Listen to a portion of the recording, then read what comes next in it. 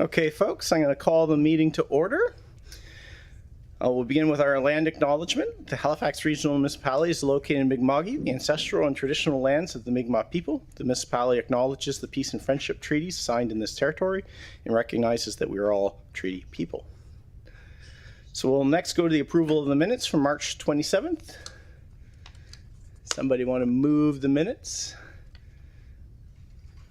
Moved by Councillor Cuddle, second by Councillor Young. All those in favor? Aye. Minutes are approved. Additions and deletions in the order of business. Ms. Clerk. There are no additions or deletions from the clerk's office. Okay. Would someone like to move the order of business? Councillor Purdy, second by Councillor Cleary. All those in favor? Aye. That is approved. We have an order of business. Business arising out of the minutes, we have none. Are there any conflicts of interest to declare today? Seeing none. Motions of reconsideration, none. Motions of rescission, none. We have no deferred business. There are no tabled matters. Ms. Clerk, correspondence. Correspondence has been received from by the clerk's office for items 13.1.1 and 13.1.2 and has been distributed to members of the committee. Thank you, Ms. Clerk. Does anyone on committee have a petition today? Seeing none. Presentations, we have none.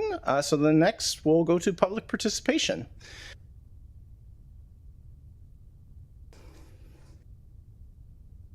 Well, one has withdrawn. So our one registered speaker is Jillian Banfield with Kitikul-Mass on Zoom. Whenever you can bring her up, Ms. Clerk.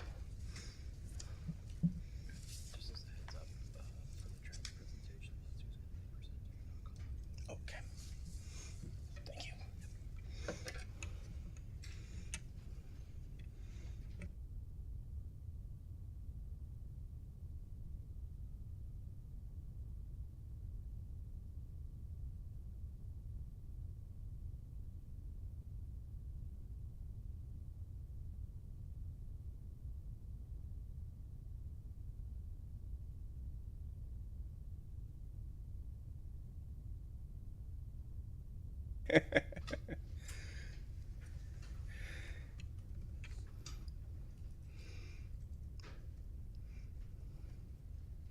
If you want, Chair, while we wait to get the Zoom speaker up, we could see if there's anybody else in the gallery that would like to speak.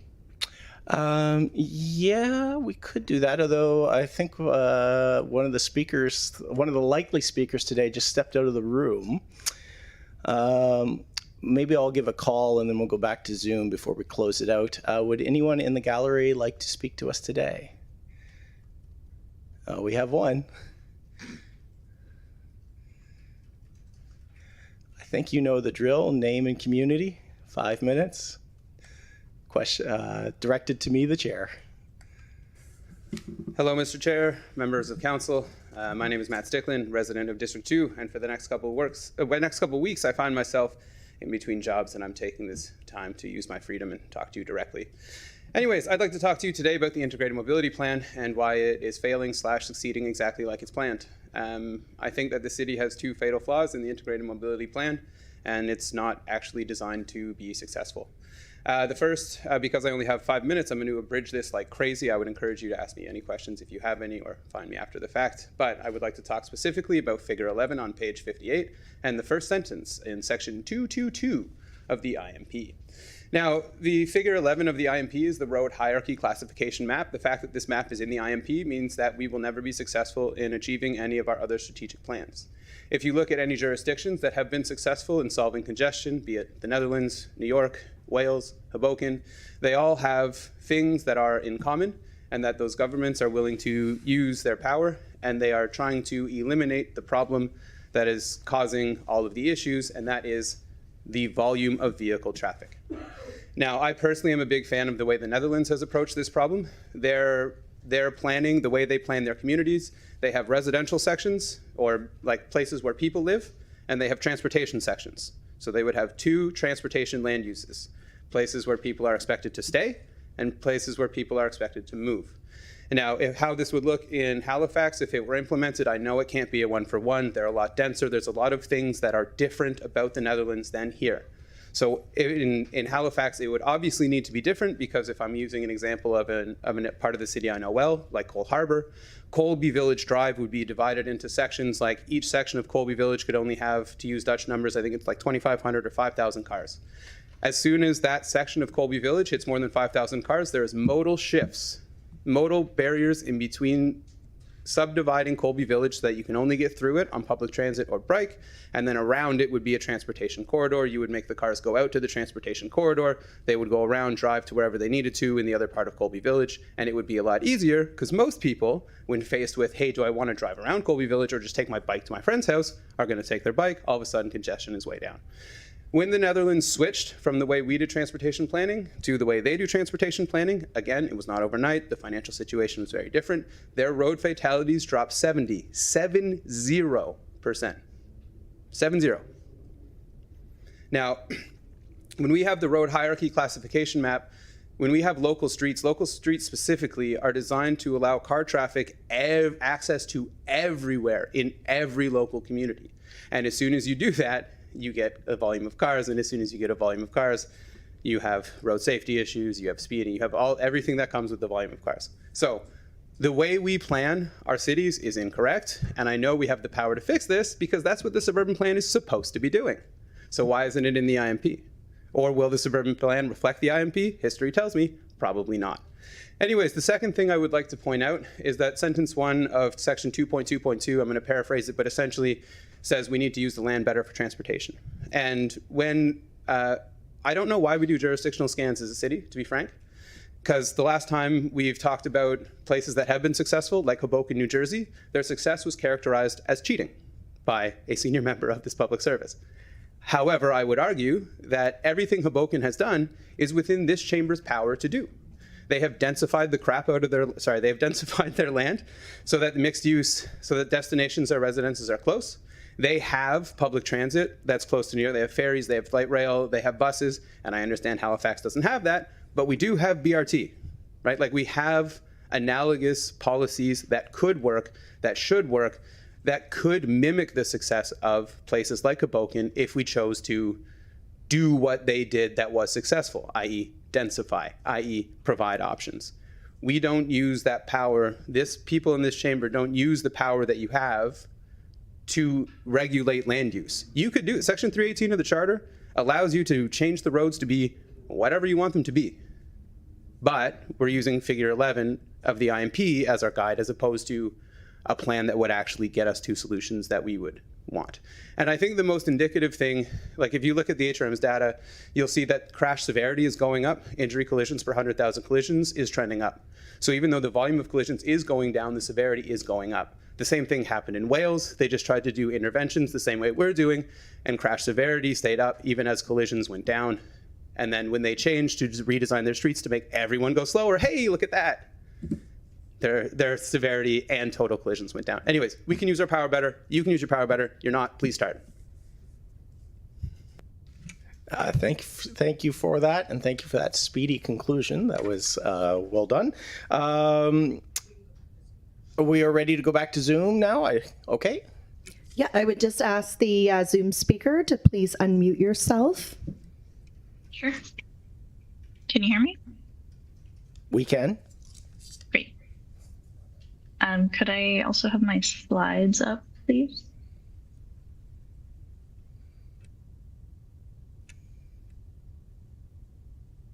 Thank you so much. So my name's Jillian. I'm a resident of District 8, and I'm here to present to you on behalf of Kitikol Mass Halifax, which I co-organize with Jen and Katie.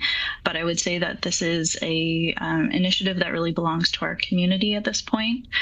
We started in 2022 as part of a larger international movement that recognizes that children are really not planned for in our cities. And I mean this broadly, but we look specifically at the lack of planning and accommodation for children to move independently in our city. And so in Halifax, we decided to start Kitikol Mass. These are what we characterize as a joyful protest. So really an opportunity for us to demonstrate the gaps in transportation infrastructure as designed for children, and also an opportunity to build community amongst people in the city who wish to be able to ride with their children, or for their children to be able to get around independently and safely. We know this is not the case in Halifax right now, and so we want to try to do something about it. So we wanted to tell you about what we've been doing over these last few years.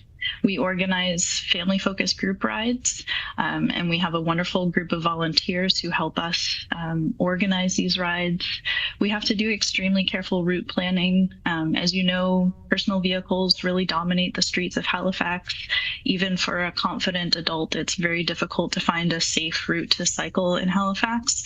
And so we spend a lot of time investigating different options and compromising sometimes on what we'd prefer to be able to do with kids on bikes. We also have a wonderful group of ride marshals who make this street somewhat safer for us during these rides by holding back car traffic as needed and really supporting these rides to be able to happen so that kids and families can get out on their bikes and just enjoy riding together on the streets, as they should be able to do every day. And then at the end of our rides, we have snacks, because of course we've got lots of hungry kids. We have prizes that are donated by local businesses, and we have all kinds of activities. So it really is a joyful community building activity. And you can see on our picture here, we have a bubble machine that is a fan favorite for all of our rides. Next slide, please. So really, I'm here today to invite you to come to our rides. Most of you have not been to any of our rides, though Councillor White has been a wonderful ride marshal for us in the past. We start at 9:30 a.m. on Sundays, and our first ride of the year is coming up on May 4th from the Central Library to the Wave, so right through downtown Halifax, as a real demonstration of the need for kids to be planned for so that they can get around by bicycle to kid-friendly destinations throughout downtown. And our subsequent rides will explore other parts of the city to similarly go from kid-friendly destination to kid-friendly destination and try to show that there's a need for this. And I really encourage you to come out to our rides and see the hundreds and hundreds of kids and adults who are taking part in this and building community together and really pushing for more safe ways for kids to get around in our city. And with that, I'll thank you for your time. Thank you for your presentation. Okay, so moving on, would anybody else like to address us today? Second call, would anyone else like to speak to us today? Third and final call, would anyone else like to speak to committee today? Okay, so that concludes public participation. Information items brought forward, there are none. So next up would be the Robie Street Transit Priority Corridor. So this would be staff. Do we have a presentation on this item? No presentation, okay. Would somebody like to move the motion?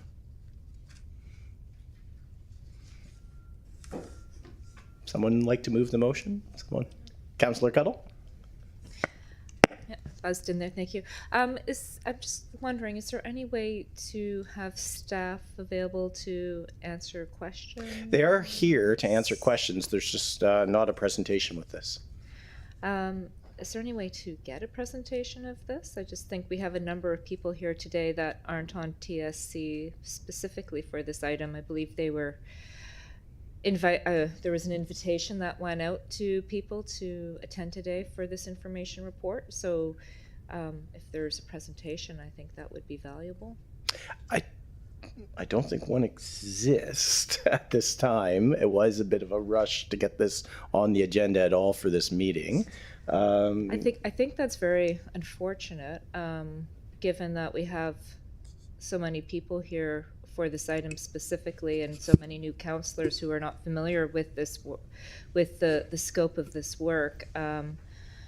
that a presentation would be useful. It's a complex project with many different phases and pieces that has been initiated over several councils, going back 3 councils.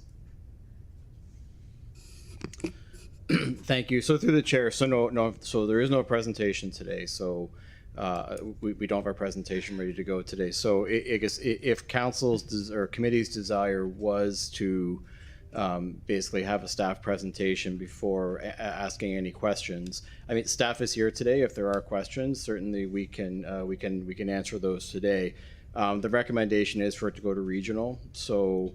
And I guess just from a timing perspective, the reason why we're here now is there is an intent to bring a report back to council on the next steps around bus rapid transit on May 27th. So this was the the committee meeting that this needed to be in order to make it up to regional before bus rapid transit would come forward. So unfortunately though, the information is all in the report, and it is appreciate a lot of information, but there is no presentation staff can give today. Thank you. I'm just curious, who extended the invitation to other members of council to attend today for this item? It came out of agenda review, so that's literally me saying, hey, this item's coming forward. If you want to attend and discuss it, then this would be an opportunity. Right. So I mean, I think there might have been an assumption there was a presentation as an information report. So can we, just give? I'll put the motion on the floor. But are we able to have a presentation at regional council on this? So I think the committee, if there was a presentation desired, I mean, that could be made known at agenda review for the mayors and staff when they look at regional. The deputy mayor's not here, but I can raise that with him to make sure that comes onto the agenda. So they can consider, right? We can't ultimately force a presentation at regional. Right. Would you like to move the motion? We've had a bit of a back and forth here, and it's all Right. procedural. So if you want to move the motion, and if you have questions, Councillor Cuddle, we'll give you back your full 5 minutes. Thank you. I'll move the motion then, that the Transportation Standing Committee forward the staff report dated April 7th, 2025 to Halifax Regional Council for information. I heard Councillor Cleary first off the mark there for a second. Councillor Cuddle. And Ms. Clerk, could you restart her timer, please? Thank you. So, I think the report does a decent job in kind of laying out the process from the inception of this idea to where we are to present day. The reason the information report was requested is because there's a number of questions, not just from members of council, but also members of the community, particularly those being impacted between North and Kennard through the land acquisitions and the widening of the road. There's a number of questions that we were looking for some answers on. So with that, I was really hoping that we'd have a presentation so that we could all be familiar and on the same page with the report and the history here. But in particular, I'm wondering if there's someone from staff who could answer the question about the cost. I have questions about cost-benefit analysis and about what alternatives were considered in the cost-benefit analysis of that. So we've heard a lot from members of the community who live in that immediate vicinity about the loss of trees, and not just in that vicinity, but from people who don't even live in that neighborhood, but who see the value of the mature trees in our city, and that the loss of these are irreplaceable, and wanting to make sure that what we're gaining through this work gives us the benefit. So by expanding this, I'm wondering if we can break out the cost specifically from North to Kennard, and what that section is going to cost, and what benefit do we gain in terms of on-time performance, and what other alternatives were considered where overhead bidirectional signals considered? Were other priority transit measures considered? I was recently up in Richmond Hill where they had tight constraints through the historic town center, where they've taken a very robust bus rapid transit system and through that pinch point given buses priority rather than knocking down buildings to expand the transit.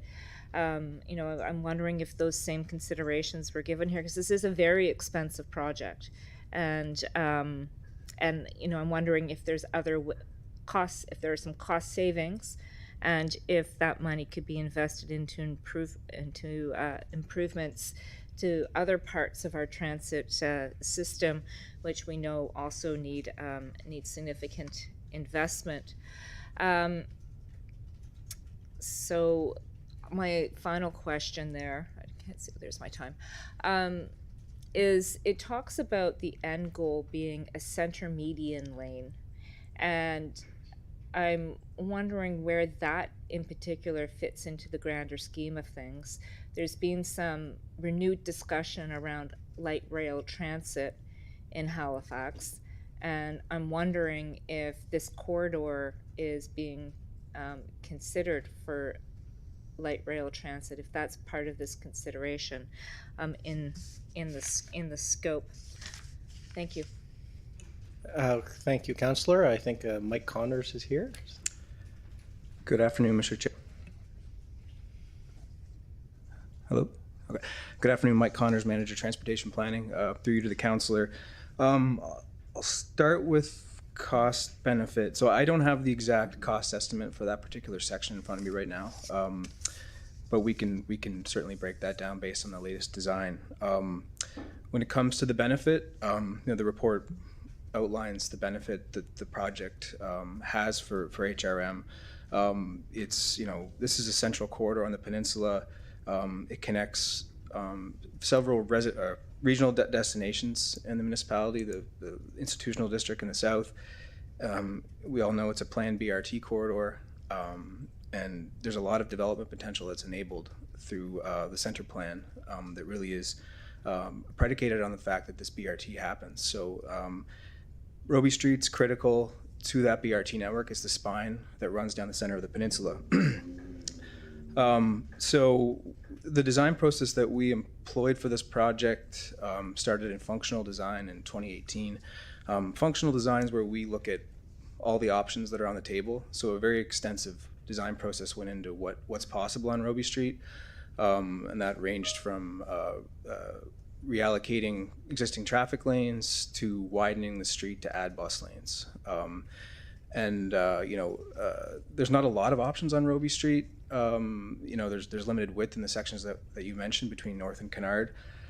There are a lot of impacts we've discussed in the report: trees, property impacts, costs, widening impacts utilities as well.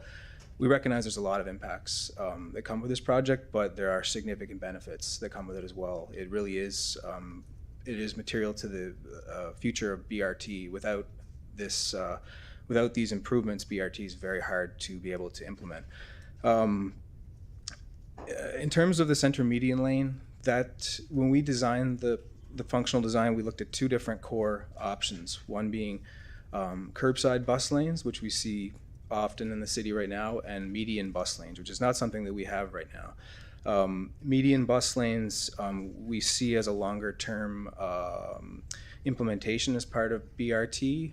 We have completed designs at the functional and preliminary design level that consider curbside lanes and center median bus lanes. The benefit of center median bus lanes, aside from their transit benefits today, they really translate well to potential future LRT. And LRT is not something that we have on our radar directly right now, but we do need to start looking at it. And LRT would run down the center of a corridor like Robie Street. So if you were going to have LRT, I think it would probably run on Robie Street. And that's why we've designed our design plans to focus around center median, because it translates well to LRT in future. Okay, thank you. I'm out of time. I'll come back. Thank you, Councillor. Next up would be Councillor Young. Thank you, Mr. Chair. I have a few questions to staff. Number one is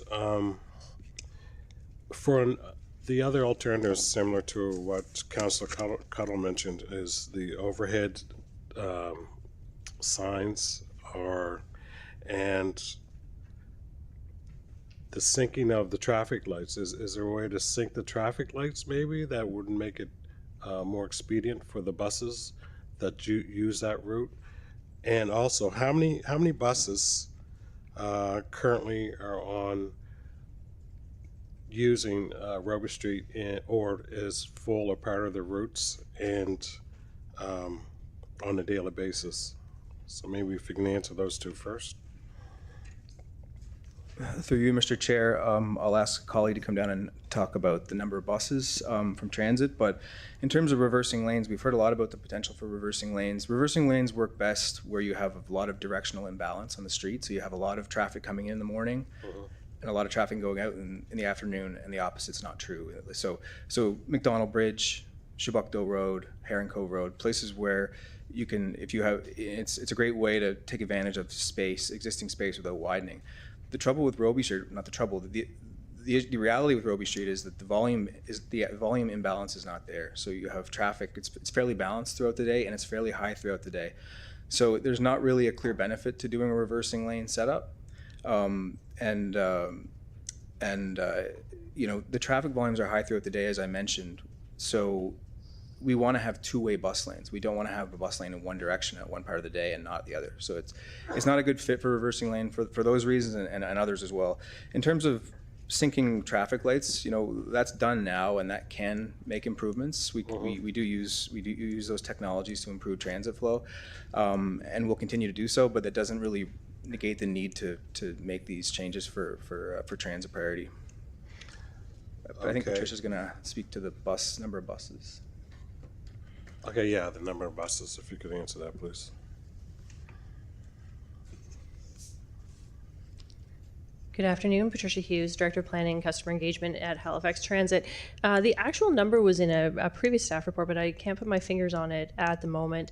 It is a large number of buses. The routes 4, 7, and 8 are corridor routes, which run with fairly high frequency in both directions at all times of day, and as well the Route 90 is on there. So it is a significant number of two-direction bus service that we do expect to maintain or expand on in the future in any event.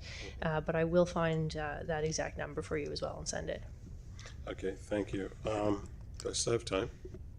I just want to ask, so I was in conversation with some residents and they had issues about the loss of affordability, the trees like you mentioned, housing, and the neighborhood in general. It's going to be a drastic change to what the neighborhood looks like right now. So these are some of the things that they have inquiries about. So, and they're looking to see if there's any other alternatives other than the $73 million price tag to widen the road right now. So from north to Kinnaird. So that's all I have. Thank you.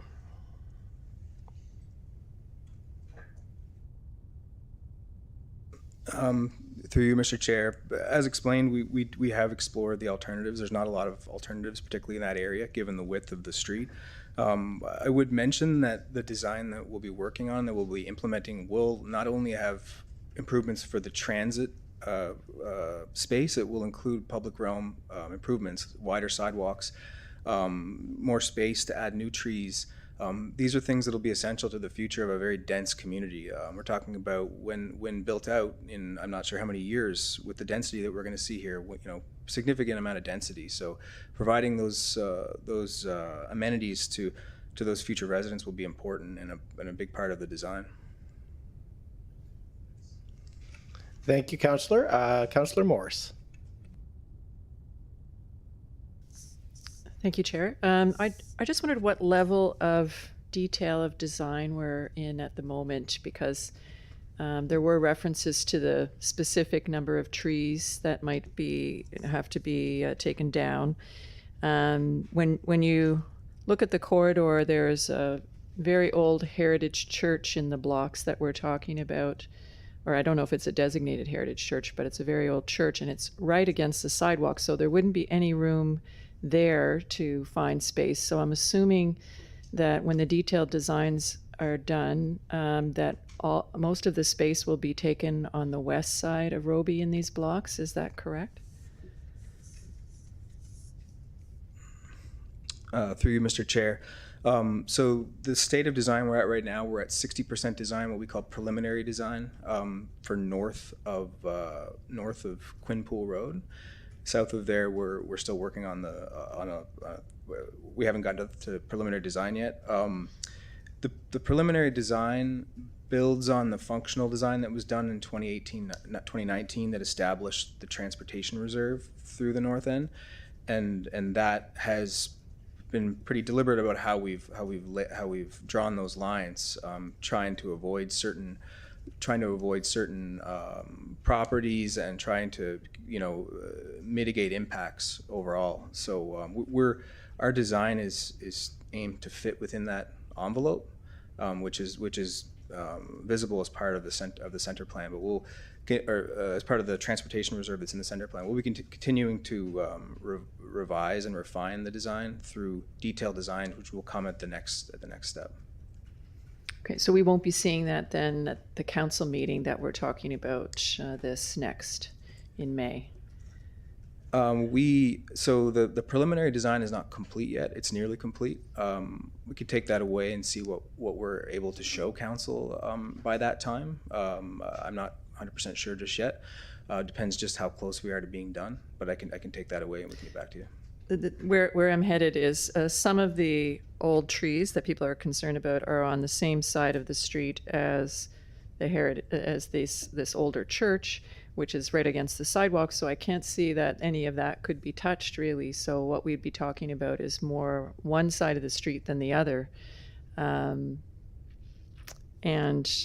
anyway, I just think there might be a possibility of retaining some of the aspects of the street as it exists and still accommodating the expansion that we're looking for. But it's hard to say without knowing a little bit more about the detailed design. So. Thank you. Thank you, Councillor. Councillor White. Thank you, Chair. Thank you, Mike, for being here today and taking all my questions up until this point. So I think I've got 4 questions here I'll put out. First, I'll start with the public consultations. In 2018 and I think 2021 would have been Center Plan Package B. I'm not sure and I think the IMP is the other consultation that was mentioned. I'm wondering if options were given to people, or was it always focused on Roby? Like, I've got this one-way option in my head with Windsor. Like, were other things like that presented beyond just looking at Roby? My second question is, in the report it mentions that we will be retaining general purpose capacity for traffic, and I'm wondering why we would do that if we're trying to move towards a city that uses a bus rapid transit system, why we would want to retain the same general purpose capacity. I do understand it's a backup truck route. Third question is the effect of widening the road on vulnerable road user safety, was that considered in the design? And fourth, just I like there was a title in the report about a network plan, but then it just goes on to talk about Roby Street. So I'm just really interested in how we do our transportation planning. Were other options looked at for moving general traffic beyond just using Roby Street? Thank you, Mike. Thank you, through you, Mr. Chair. So when consultation was completed for the functional design in 2018, we were focused on Roby Street. Roby Street was identified in the Integrated Mobility Plan as a transit priority corridor, and that was based on a lot of consultation with the community. I mean, it's kind of an obvious corridor for this kind of movement. Yeah. It's right down the center of the peninsula, but the implications for the network were certainly considered that time. in terms of general purpose capacity, we are retaining, not expanding general purpose capacity. The simple reason is there's only, in order to keep traffic flow in both directions, there's only a single lane of traffic lane in both directions through the section the constrained section we're talking about right now. So in order to not retain existing capacity, we'd have to go to one-way traffic. And as outlined in the report, that's a pretty big challenge on Robie Street. One-way streets are really better suited to kind of tighter street networks that like similar to downtown Halifax, where the block separation is much tighter. With one-way streets in the north end, Windsor Street, for example, which we've talked about as you've mentioned as a potential one-way pair with Robie. It's quite separated from Robie Street, and particularly in the north end, there's not a lot of connectivity. Think about the large block bounded by Allman, Yonge, Robie, and Windsor. There's not a lot of connectivity there, so it has a pretty significant impact on access for vehicles' ability to move around, not just personal vehicles, but people biking and walking and everything like that. That's the reason on general purpose capacity. Widening the effect of on vulnerable road users. So the level of design we're into now has it's preliminary, but it's fairly detailed, and safety and the impact on how we accommodate all users and vehicles is certainly a consideration. The municipal design, we follow the municipal design guidelines, but look for every opportunity to improve how the design accommodates pedestrians, cyclists, buses, trucks, vehicles. The final question was around reference to a network plan. Could you point me in the right direction in the report? There was just a heading called network plan, but then it didn't talk about a network. It just What went page? on.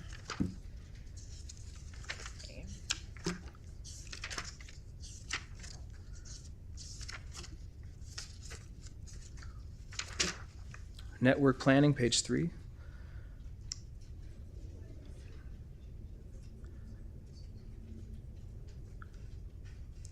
So network planning The discussion section, yeah. is kind of what I referenced earlier around the IMP. When we look at those strategic plans, we identify at a high level where we think is the best places to have different functions in the street network. And as I mentioned earlier, the central location of Robie Street on the peninsula and the connectivity between the north end and the south end makes it a natural fit for a high capacity transit route.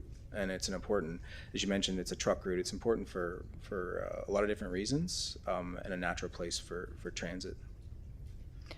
Okay, thank you. I just want to add that I highly agree with you. The BRT, LRT needs to be on Robie Street. I've seen that from, I really think looking at other ways for general traffic should be explored before we go down this expensive way. Thank you. Thank you, Councillor. I think it's Councillor Clary who's up next. Councillor Clary. Thank you, Mr. Chair. And thank you, Mr. Connors, and all the staff in transportation planning. This was a very detailed, very good synopsis of everything we've done over the last 5-6 years now. And I just want to address a few of the questions that the residents that certainly have contacted me and other councillors have brought up, and my colleagues have talked about it already. But I'm not sure, just to sort of tie a bow on a few of them. So we talked about some of the options, like the reversing lanes, and you've already mentioned that that works best when you have sort of AM traffic coming in one way, PM traffic going in another way.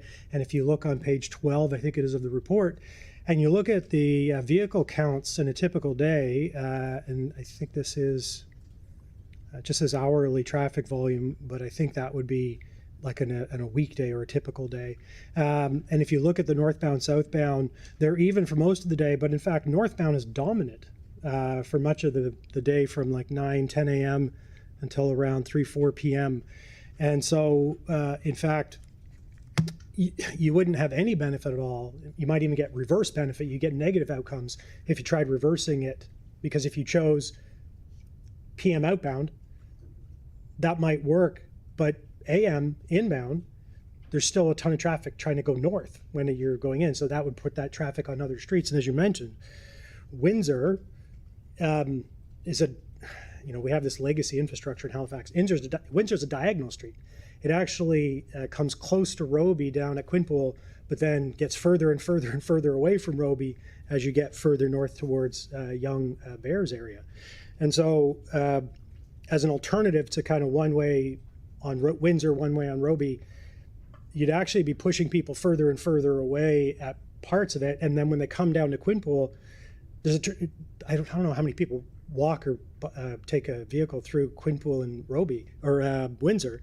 There's a turn restriction, so you can only go one way, and that's actually out the other way.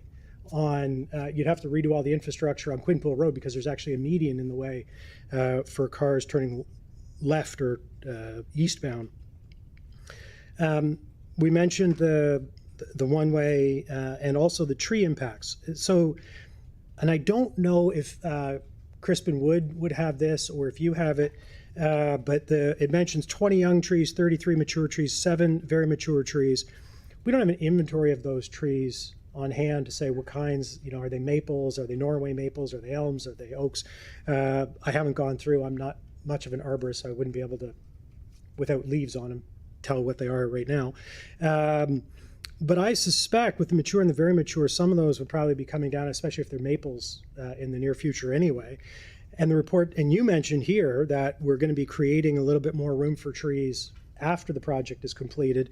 And net, we'd have more trees after the project is completed. So of course they're not going to be mature. They won't be soaking up as much and sequestering as much carbon immediately. But we'll have more trees there from when we're done. And so when I look at sort of on balance of all the questions that were given when this motion was put forward to get this report, I'm actually quite satisfied with the information you've provided and the direction we're going in when we think about bus rapid transit and the absolute critical need to move more people. And we even had someone talk about this earlier when we look at and I just came back from Scotland visiting Glasgow, Edinburgh, and some other places where they have things like, green zones in cities. Only certain kinds of vehicles can come into certain parts of the city, et cetera.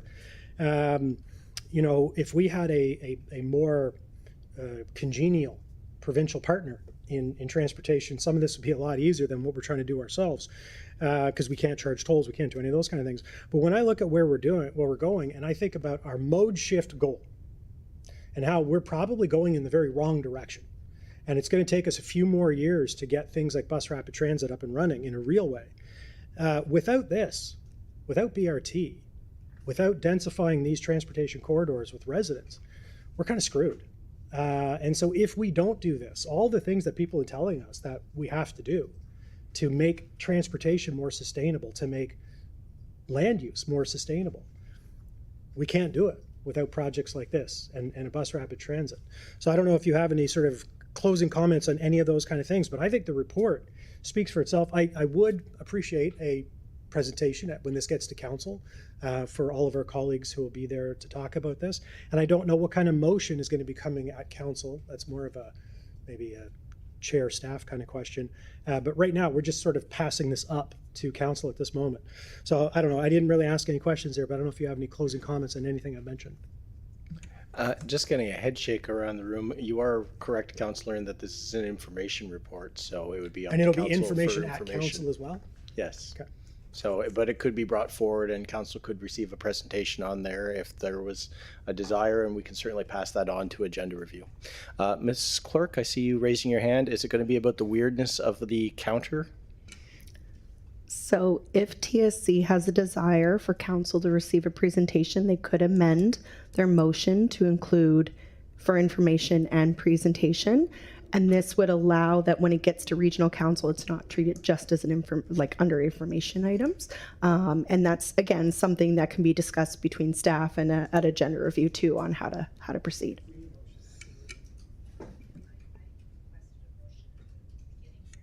Sure. We'll go through the list and we'll go to Councillor Cuddle at the end, and she can propose an amendment. So we'll go next to, Councillor Cleary, are you done? I would note, Ms. Clerk, that the counter there is behaving weirdly. It was jumping all over the place, the timer, so I don't know if it's functioning properly, but we'll go to Councillor Purdy next. Thank you, Mr. Chair, and I was going to ask about an amendment for that as well, so Councillor Cuddle has that taken care of. That's good. Thanks for the report. lots of concern about this. So I guess my question is a couple questions. Number one, does the new executive director of transit have any input into this at all? What is the implication of the province with this project, especially with the new bill that's just been passed regarding transportation, the province's basically ability to just take over our transportation planning if they so choose, and if where this ranks, I guess, in their priority for transportation improvement, I guess, in the municipality. And really, there's a small section of Roby that seems to be causing the most concern with residents. And I know you've stated several times today, and even prior to this from other members of staff, that it's not reasonable, it can't be done. But have analysis been made, or is that just conjecture? And also, at what point do plans become able to pivot with changing demographics? I guess immigration has slowed down.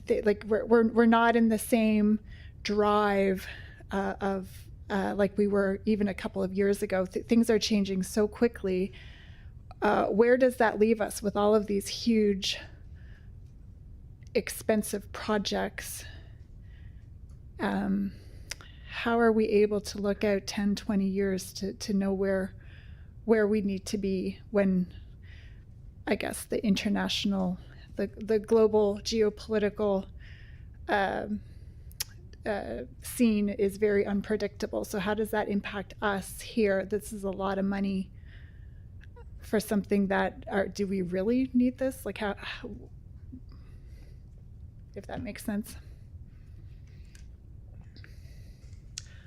Thank you. Through you, Mr. Chair.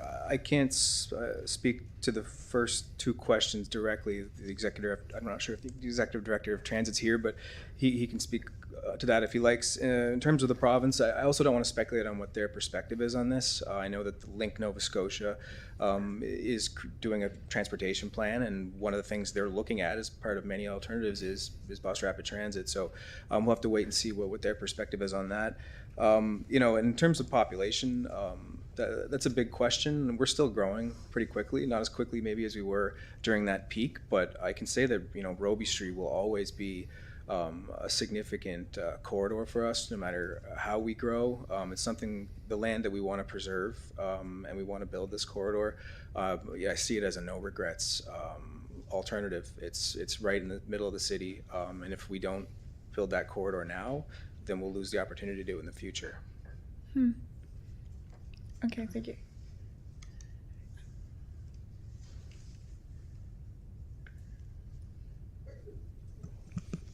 Good afternoon, Robin Garris, Executive Director of Halifax Transit.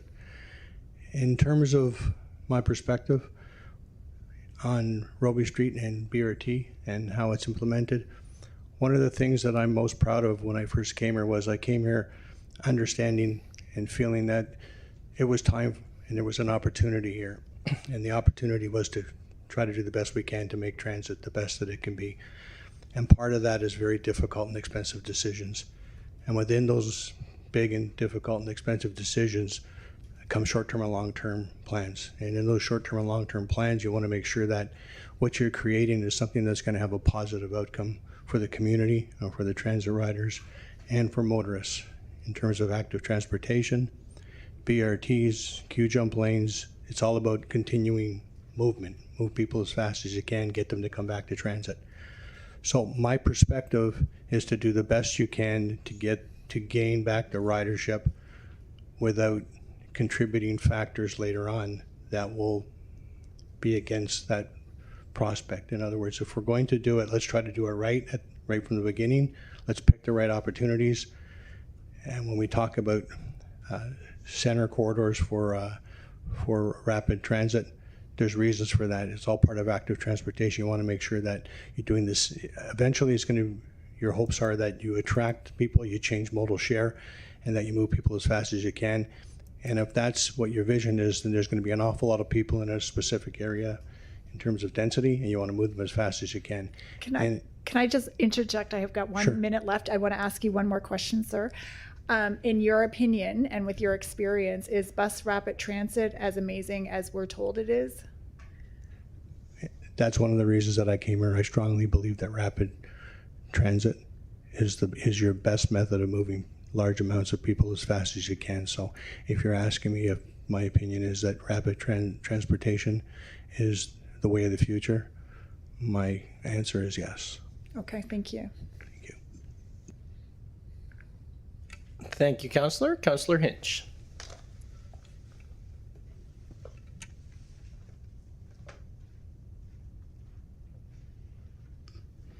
There we go.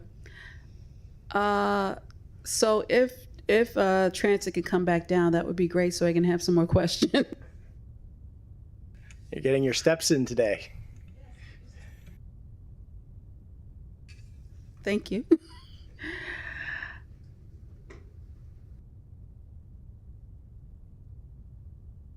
You guys do not want me to speak today.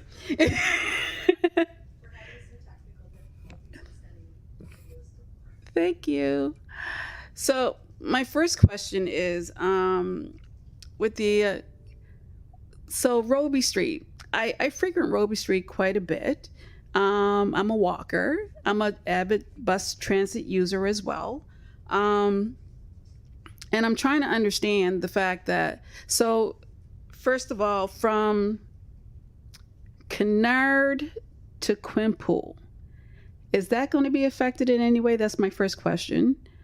My second question is, do we know the ridership on Robie? Like how many people frequently use the ridership on Robie for buses? And I mean, I do believe that we do need bus rapid transit system, but also the other thing is that I'm in District 8. I represent District 8. My residents are concerned, especially between Charles and North, of what's going to happen there as well. So I would like to know if, again, Kennard and up to Quinpool, are they going to be affected in any way? And what is the ridership on Robie as well? And then the other part.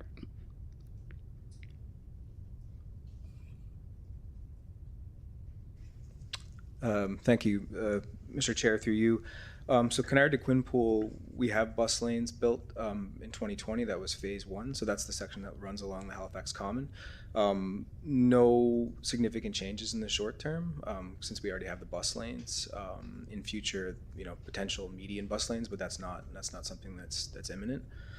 I'm not sure if anything to add on ridership, but I would just add that we're talking about bus rapid transit. We're planning for future, and the corridor is well used by buses now, but there's going to be a significant amount of more buses with BRT service in place, and buses in both directions, buses all day long. So it's in today's important, but and maybe the executive director can speak to that. But future planning for future BRT service is an important consideration for providing these dedicated lanes for transit. What I do see what I do see is the fact that there's more cars on Robie than ever. I believe this is only going to make it a lot more cars on Robie than ever. That's what I see in the future.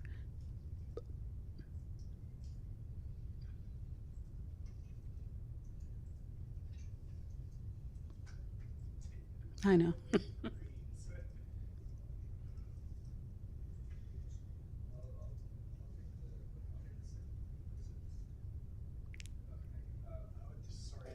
Yeah, okay. There we go.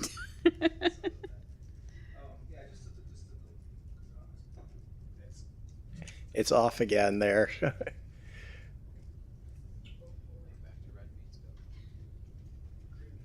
Green is go, and we seem to be having some trouble up there.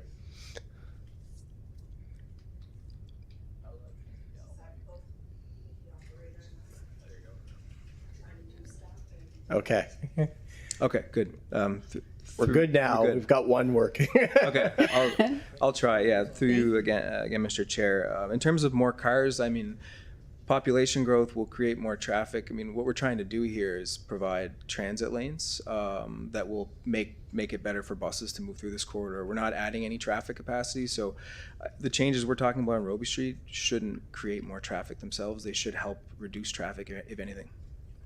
I don't see where the buses are going to have, or we're not going to get through even faster with the bus service going forward because of all the traffic, I'm saying, because that's going to slow things down.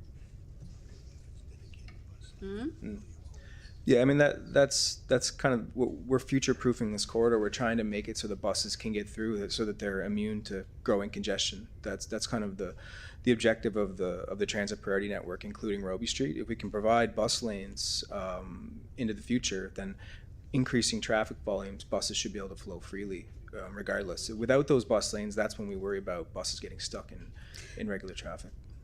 Well, then I have to ask, what the bus lane that's already there right now, what does that provide? What is that doing? Because again, I see them in traffic. There is a bus lane there that I do see. But I'm just trying to understand this. Really, I am. Yeah, so the bus lanes that are on Roby Street today, I don't have the numbers in front of me right now, but they're very effective in allowing buses to bypass congestion. Roby Street's a very congested corridor at certain parts of the day. And what we want to do is take the bus lanes we already have on Roby Street in several sections and make them continuous in both directions. Right now, we have them in certain sections, but not in others. And if particularly in the southbound direction, we don't have bus lanes right now. Mm-hmm. So the plan is to add bus lanes that will be continuous in both directions along Roby Street and allow them to move through congested conditions on the peninsula. Thank you. Now, Mr. Transit. Thank you. Through the chair to the councillor. First off, I want to admit that I did not have the numbers in front of me. My management team was able to get the numbers for me, but I'll take the credit for it. Approximately 3,600 passengers per day and 570 trips. So there is a significant amount of transit traffic through that area. In terms of adding on to the conversation about movement of passengers on queue-jump lanes and or a center medium where you can have transit moving without hesitation from being backed up with automobiles. That's one of the benefits of it. When people see that they can move through a specific area a lot faster than sitting in traffic, they will tend to consider moving from car or automobile to transit. And once you get them and they see that there's a significant increase in the time that they can get home, then we're hopeful that we will gain those additional customers. And the other part is there's a growth part to it. If you build it, they will come. I like to use that analogy. And if you build it now properly for the future, they will continue to come. So I see this as the first part in the growing population of moving people around as fast as we can on transit. And if we get to that point in time, I think we will. It'll be best for Halifax in terms of active transportation and movement. Okay, thank you, Councillor. Everyone on the list has already spoken once. Does anyone object if I ask 2 questions from here? Okay, thank you all. So I just wanted to ask about, not repeating anything that's already been asked. The center median, I'm just curious if, I get what you're saying about why we would want that as our ideal solution in terms of it being future-proofed if we wanted to do LRT in the future, or even if it just stays buses, that it has a superior ability to keep the buses out of the traffic and let them move. I'm just curious, if we did bus only lanes on either side but without a center median, does that change the impacts at all, or are you really into impacts in terms of trees and properties regardless of whether it's a center median or bus only without this on the sides of the road without the center median?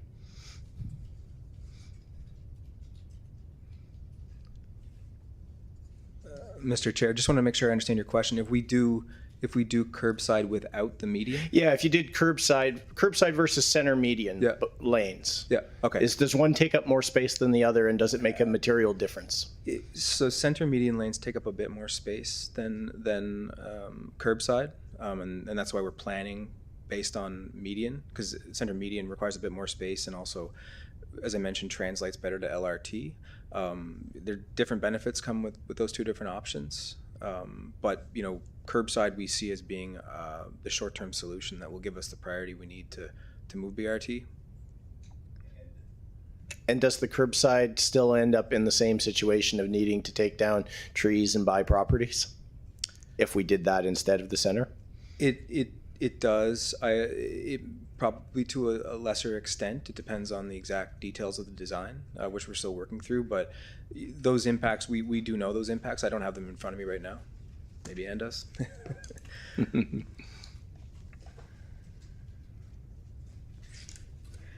Good afternoon. I'm Ann Sherwood. I'm the Director of Design and Construction in Public Works. And I don't have the exact details in front of me, but I can say that through the area that is the pinch point, the area of Roby Street that doesn't have the same width as the rest of the corridor. So, when we talk about Kennard to Quinpool, it's already sort of 4 lanes wide. When we look at the part where we're doing most of our property acquisition, it's only 2 lanes wide. And that's where the difference comes in. There's sections that are 3 with the turning lanes. So it's not as wide as the rest of it. And part of the reason we need to do the change and the widening is to make the street about the same width all the way through. And that's what gives us the room for the dedicated bus lanes on both sides, both inbound and outbound. And then in doing that, we're, to Councillor, I think it was Councillor Morse's question earlier around, which side is it coming from?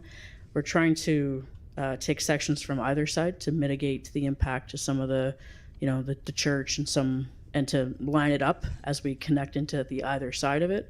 So there are impacts, Mr. Chair, to the curbside on both sides, whether we go with the future center lane option or the sort of more interim curbside.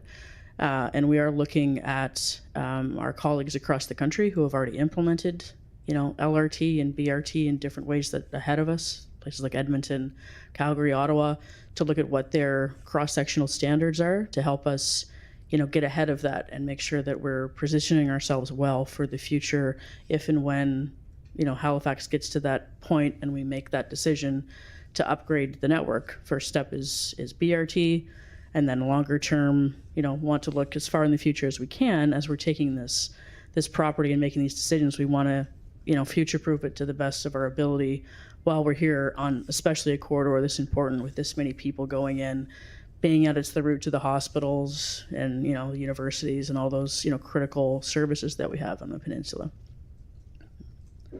Thank you. And then the other question I had was just public participation. You start to forget things over time. Back 2017, 2018, the Roby Street functional plan, was that the same sort of caliber thing? Because, Dartmouth side, I'm more familiar with the work we've been doing on Portland Street or Alderney Drive, where we've had open houses with different kind of street options for people to get feedback.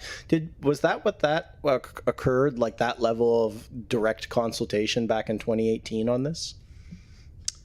Mr. Chair, yes. We had multiple public meetings where the range of options was introduced to the public and shown on drawings, and feedback was invited from participants, both in person and on an online survey. Thank you. I'd forgotten that had occurred. Thanks. So now we've done all our first go around, so we'll go back to Councillor Cuddle. Thank you very much, Mr. Chair. And really a good discussion here today. A lot of interesting points have been raised. to Councillor Hinch's point about congestion, it is something that we're seeing right now across the city, and it's really impacting people in a significant way. So, really, back to the integrated mobility plan, it is, about balancing between all the different modes of getting around. And it's really about striking that balance. I think it is important to have this conversation because this is a significant project with a significant cost. And it's going to have an impact on the city, and in particular a specific neighborhood. While we're looking at this through the lens particular to transportation, I think it's incumbent upon us, especially as council, to look at it from all perspectives and understand what the trade-offs are in doing some of this work, and being able to adequately weigh the pros and cons of those impacts. As we saw with the Windsor Street Exchange, we know that this is an old city, that we are constrained. We in our land, the land we have available for doing significant projects. With the Windsor Street Exchange, there was a decision not to have the BRT lanes going all the way through there because of land constraints. And timing, so that has raised some questions here about the rationale for and the approach we're taking, and really about the cost benefit analysis. I've been to Calgary recently, Ottawa, Toronto, in particular. Actually, rode the Viva BRT, right, that I've run for several times, that has that constraint in there. And Viva, that system, that one route, has 2.1 million riders a year. All of Halifax Transit right now, I think we're just over 30 million transit users a year. So, I just want to say that there are other possibilities out there, but we really need to understand the cost-benefit analysis. If we're going to spend this money and we're going to impact this neighborhood, it would be handy to have the data to understand what the real benefit is, what the real-time advantage is. And that's what I was hoping through this report, though some of that data isn't all there. And I can't make assumptions about the trees or the types of trees, but again, it would be good to have that information, so we're understanding what the trade-off is, what the cost-benefit analysis is, what the impact is, so we can make a fulsome decision here. With that, I'm going to make a where did it go? Sorry, my computer shut off here. A motion for that amendment for the presentation, and also just a supplemental report that I'm hoping can come back when this comes to regional council. So I would like to move that the transportation April 7th, 2025 to Halifax Regional Council for information and presentation to Regional Council, and 2, direct the Chief Administrative Officer to provide a supplemental report on the estimated costs for this section. In particular, when I say this section, I might want to clarify, Krista, the north to Kennard section specifically. Just want to tease that out there, just that section. The north to Kennard section, the time benefit achieved, and the rationale for this model over queue jump lanes and reversing lanes, as well as the impact on trees and buildings. So moved by Councillor Cuddle, second by Councillor Purdy.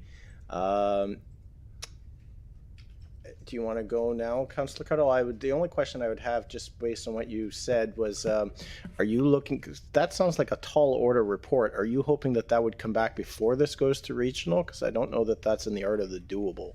Well, that would, if possible, that would be my hope. I mean, if we're at it, but we're not making a decision at council, so it might not be necessary, but at some point in time when we do have to make a decision, I think we need this additional information to fully understand the scope of what we're getting ourselves into here and ensuring that it is the best decision. I mean, I heard you know, our Halifax Transit Executive Director speak about, you know, big decisions, you know, hard decisions that need to be made. And I think to make those decisions, this is some additional information that I'd be interested in seeing. So you're not proposing that we hold this information item from going to regional until we get this supplemental report back, just to be clear on the intent? Yeah, maybe Mr. Rigi sitting up there, maybe you have some idea of when a next decision point is going to be needed on this project? I don't, but I think I'm looking at people who do.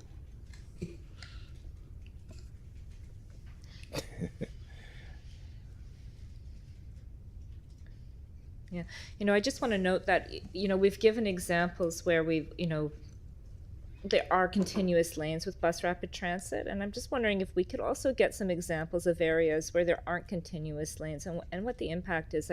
I've mentioned the Richmond Hill example. I understand I think it's Indianapolis has a similar, they've had similar constraints, like 3.5 kilometers, and just kind of, you know, so we, in the cost benefit analysis, understanding, you know, what the impact is, particularly, you know, in relation to this short section, is this done in other places as well, and how does that work out, and what kind of inform those decisions? Thank you, Mr. Chair, through to the councillor. So our next decision point for this section is at the end of the 60%, then our next milestone is the end of the 60% design. So if it's the wish of council or committee, we could come back to council at that time, and that would give us a chance to have the information that you're asking for ready to go. We can get some of it ready pretty quickly, but some of it will take a bit more time. And we're not at a decision point right now. So it shouldn't, you know, affect anything, you know. In the meantime, we are in the middle of property acquisition. I think is the only thing that is active right now, and that is, I think the piece. No matter what we do with this corridor, we do need it to be of a consistent width, whether it's BRT, whether it's LRT, whatever we need as a future city. Having that consistency of that corridor is what's going to be really important, I think, about the Herring Cove Road. And, you know, I think it was in the 1980s that, you know, previous public servants and council made the decision to acquire a corridor there, and that is now giving us opportunity to make change.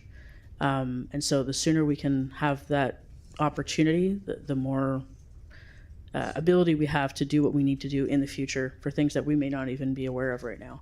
And that's the piece that, you know, is probably one of the most critical ones, is to give us that ability to make the change that our city is going to need as we move forward.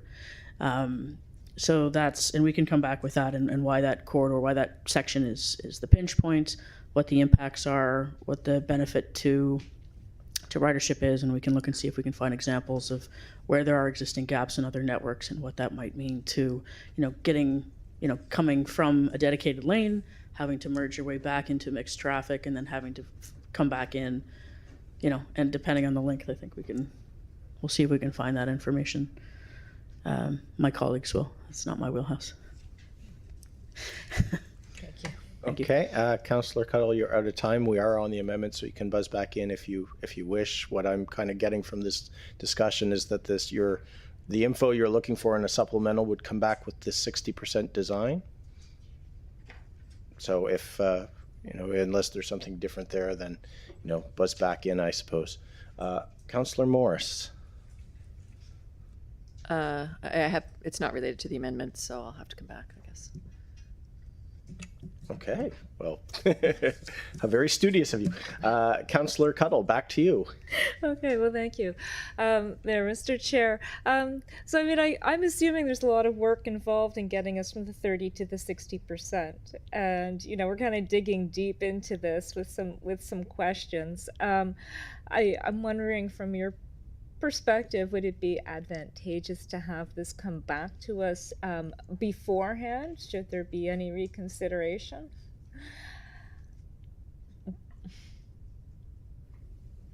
Mr. Chair, through to the councillor, before 60%? Is that? Before the I'm assuming there's quite a bit of work involved in We're getting us. We're actually close for this quarter. Okay, Yeah. okay. Yeah. So,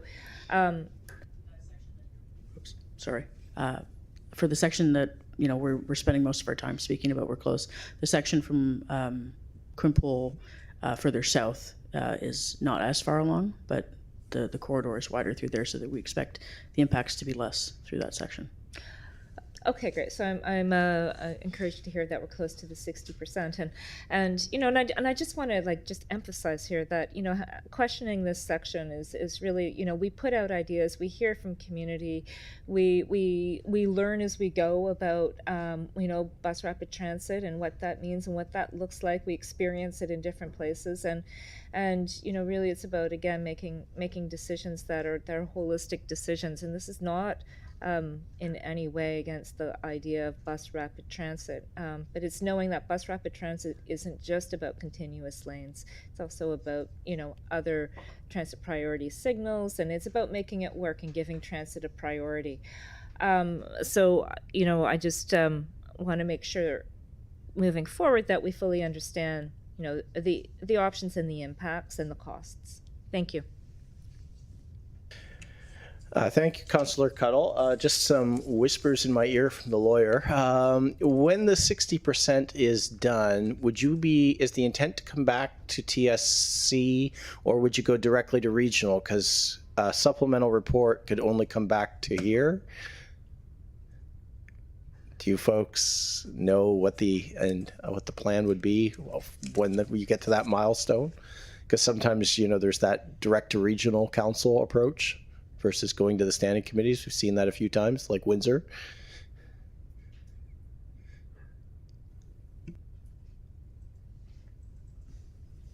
Thank you, Mr. Chair. We can come back to this committee. I think Windsor was under some pretty tight time constraints that we don't have as much pressure on this one. So I think we could come back to this committee if that's the appropriate way to do it, as committee wishes. Okay, thank you for that. So, barring something else, what I'm understanding the impact of Councillor Cuddle's motion is, just want to make sure we're all on the same page. This info report would still go to regional with our request for a presentation, so that would happen sooner rather than later, especially in advance of the May 27th or whatever it is that they're trying to bring BRT. And then we would have a supplemental report based on Councillor Cuddle's motion with those questions that would come back to this committee at a future date when the 60% is basically complete, which it sounds like is really close already on the section that is creating the most discussion. So that is my understanding of where we are and what the impact is of Councillor Cuddle's motion. If there's any discussion on that, or if I've gotten anything wrong, just try to clarify the record. Not seeing any violent objections, no tomatoes coming my way. So we'll go back to sorry, we have to vote on the amendment. So all of those in favor of the amendment? All of those opposed? So that carries. Thank you, Councillor Cuddle. So, Ms. Clerk, we would go back, which I think everyone, so we just have Councillor Morris. Thank you, Mr. Chair. I just wanted to get a little bit more context, and that is about the connection between this sort of bottleneck area that we've been talking about and the functionality of transit for the Yonge Street growth node. We haven't talked a lot at council about Yonge Street and the density, that high density development that's planned there. I think we're talking about thousands and thousands of units that are planned for that area. And my understanding was for Yonge Street to work, we have to have BRT and really clear functioning BRT along Roby, connecting everyone in the Young District, future Young District, with downtown and Peninsula and the institutional part of HRM. So could you just talk a little bit about how important Roby Street is for that development that's pending? Through you, Mr. Chair, absolutely, it's critical. And when the center plan was approved, it enabled a lot of development in the north end, along Roby Street, along Young District, along Young Street, which is part of that Young District that we're going to be looking at right now. Significant amount of development potential, and it is, as I mentioned in the report, all predicated on the fact that we have a higher order transit in place. So it's very, very important that we have transit priority on Roby Street to enable people in that future community to move, but also people across the municipality to move. Because in order to get downtown via BRT, a lot of them are going to be going on Roby Street. So it's both regionally important and locally important. Very, very important. Do we have any idea of the population estimate that would be in the Young District, or is it? I know we've been out doing engagement on it in the last little while. I won't say any numbers today. It's subject to the infrastructure study that's ongoing, and more planning work, and so that'll be coming to council at some point in the future. But I know that the development potential is certainly significant. And that's separate from Strawberry Hill, or is Strawberry Hill sort of rolled into that? Strawberry Hill is a separate growth node, Okay. but their proximity is very close, so they're very much related. Okay. And also, just if you could give a bit of context about how important Roby Street is for keeping the whole transit system on time, reliable, getting people on board because it's reliable. So as my colleagues from Transit already mentioned, Roby's a really important piece of the network right now. It moves a lot of people, a lot of ridership on Roby Street, and as we move toward higher order transit, it will be even more important. It's the spine of the BRT network through the peninsula. So important today and certainly important into the future. Okay, thank you. Councillor White. Thank you, Chair. 2 questions. With the width, the 3-lane width of Roby the way it is, could you fit LRT plus 1 lane of general traffic as it is now? Second question, was the one-way pair with Windsor ever studied beyond the paragraph we see in our report?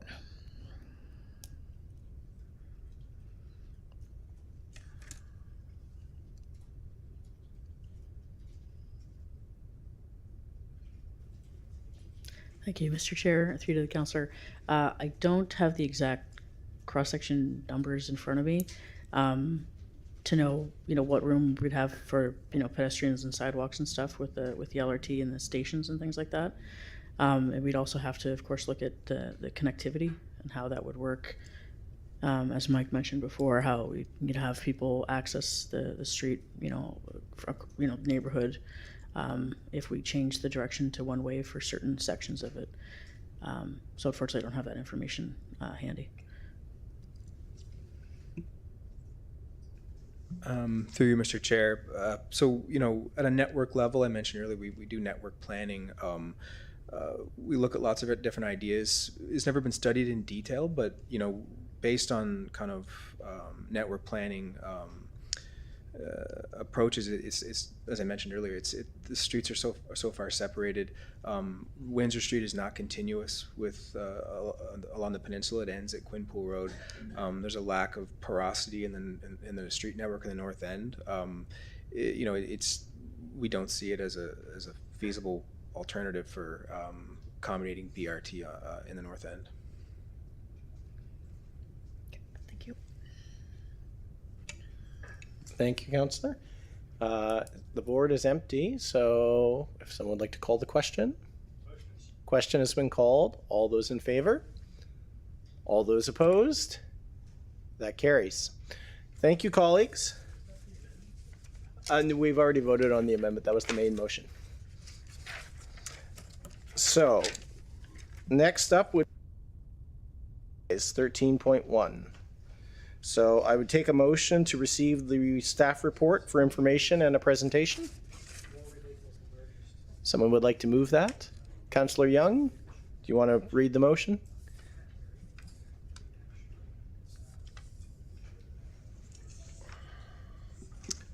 I move that the Transportation Standing Committee receive the staff report dated March 11, 2025 for the information and receive a presentation. Thank you. Is there a second? Second by Councillor Clary. And Ms. Clerk, this is always the weird one. We actually vote on this and then, yeah. All right, so all in favor? Aye. All right, that passes. So now we will actually receive the presentation. Yes.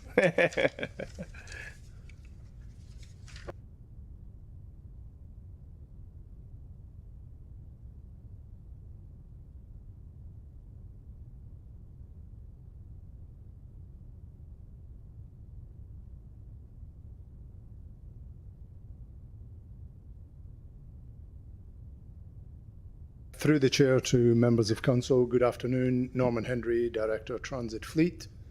So I get the chance to do this wonderful presentation today, first time, so please be gentle if I make any glaring errors. And I'm joined today by my colleague, Patricia Hughes, Director Planning and Customer Engagement. Got it right.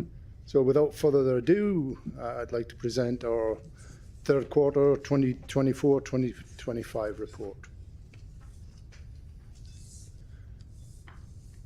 So this presentation is for October, November, December 2024, and we implemented some service changes partway through the period. And it was also subject to service reductions, which were put in place in February of 2023 to address staffing shortages, and are still partially in effect after some services were reinstated in November of 2023 and November 2024. So some of those service changes were the Route 1 in Spring Garden, and that was detailed in the annual service plan, and they were adjusted in Goddingen Street in both directions, and some updated running times.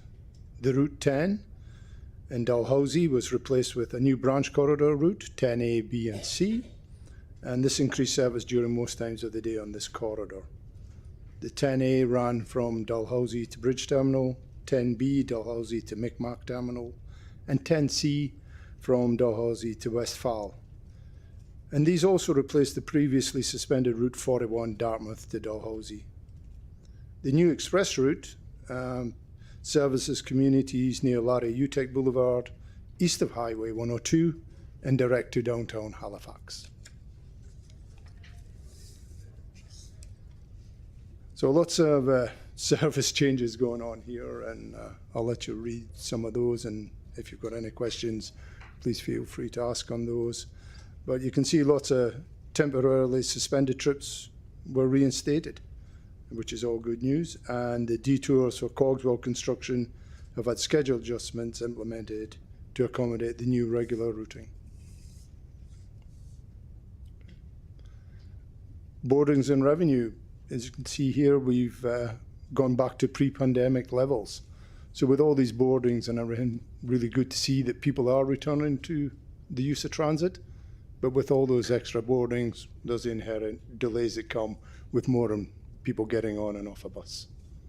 But it's good to see, I think, that, as I say, people are returning. And with that, all those people returning, we get passenger overloads. They have declined by 21% in Q3 compared with the previous year, although they still remain higher than historical norms.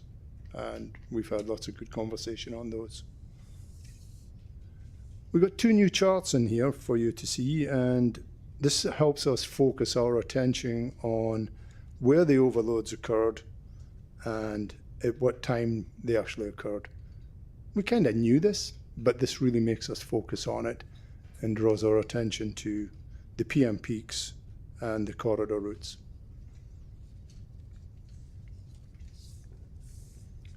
Accessibus provided 2% more trips compared to the previous year, and the rebound on this has been to pre-pandemic levels. However, we are limited on ridership growth at this time, and they're impacted by resource availability and the efficiency of service delivery.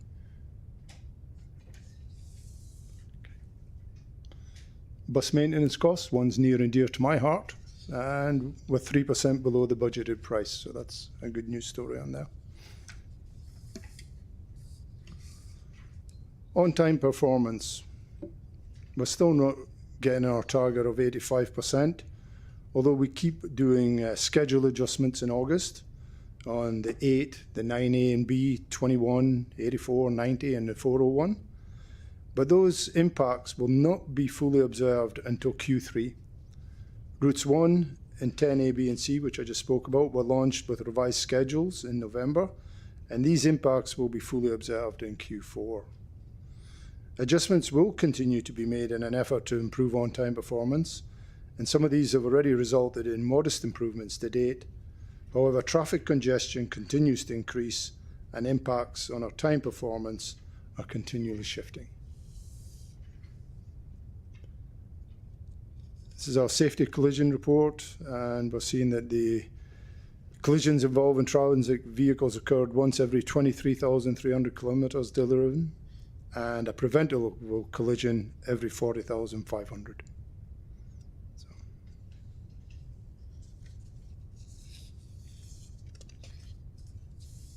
Recruitment and retention, something that we're always striving to improve on. And our growth in operator numbers slowed in November and December, in part due to internal transfers.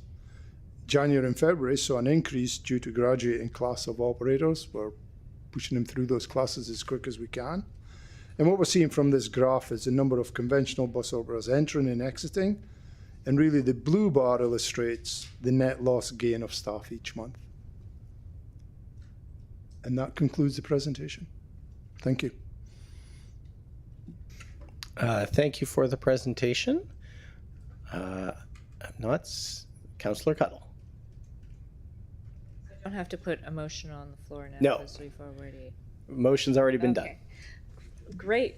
I always look forward to these reports and seeing the changes as we go and the slight modifications. So it's great that we're up to the pre-pandemic numbers. I'm just wondering why is that resulting? Like if we're back to where we were, why is that resulting in so many overload incidents? Like, did we have that many overload incidents pre-pandemic? And like, so I'm just trying to figure that piece out. Also, the Accessibus, the cancellation numbers. I noticed that there's a big chunk of cancellation numbers, and I'm wondering if that has an impact on service, on the service or trips not provided. And if you could explain a little bit more to me, just how the cancellation works, and what impact that has on our overall Accessibus service. And I got a note from one of our usual guests here in the gallery during the KPI reports, Ben Hammer, and he had a question, so I'm just going to ask his question for him, about the transit operators recruitment and retention. And when we see the numbers go down, and I don't know, this might be an HR issue, but when we see the numbers go down, do we report if that is related to any health or perhaps passing of an operator? Like, would that be counted in that number? And anyway, that's Ben's question. So there we go.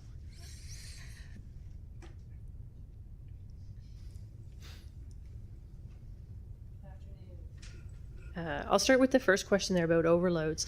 The ridership is back to pre-pandemic levels, and we did not have nearly as many overloads then. And I think there's a few different factors. We have had some months where we are actually significantly above pre-pandemic levels, and the ridership is distributed differently as well. So I would say like Saturday and Sunday ridership in some instances is 30% higher than it was pre-pandemic. So we definitely have different travel patterns. And one of the things that TSC asked us for last time was to look into those overloads a little bit closer. So we've added 2 new charts. We still have work to do there, I think, to provide more analysis, but it was kind of a quick turnaround between quarterly reports. So we're hoping to add more in the future. But as an example, if there's traffic congestion causing buses to bottleneck, and so if that's worse than pre-pandemic, when a bus finally gets through, it's more likely to overload as well. So I think that even if ridership were the same in a given month as it was in 2019, there's a lot of other factors in terms of when people are traveling and what the conditions on the street are, and the result is significantly more overloads than we used to see. And I will pass it on for the next question.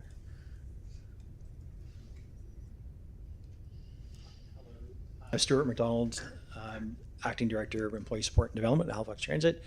Through the chair to the councillor, I think the question was about if we're specifically reporting on employee deaths. I believe that was the question that was outstanding. Our attrition rates or the numbers that are leaving transit are all captured in the numbers that you're seeing in the report. We don't have them broken down. We have them broken down between resignations and internally we keep track of that. But essentially, no, we wouldn't be reporting on specific employees' health concerns. Right. Yeah. Yeah, that's what I figured. It was an HR question. So thank you for that. Thank you for that answer. Councillor Morris. Thank you, Mr. Chair. Just wanted to ask a bit about on-time performance, and it looks like it's not doing too well, maybe the worst in 4 years at 68%. Is that right? Below the target of 85%? Am I reading that right? Yeah. So what do you think's going on here, and what are we doing to try to fix it?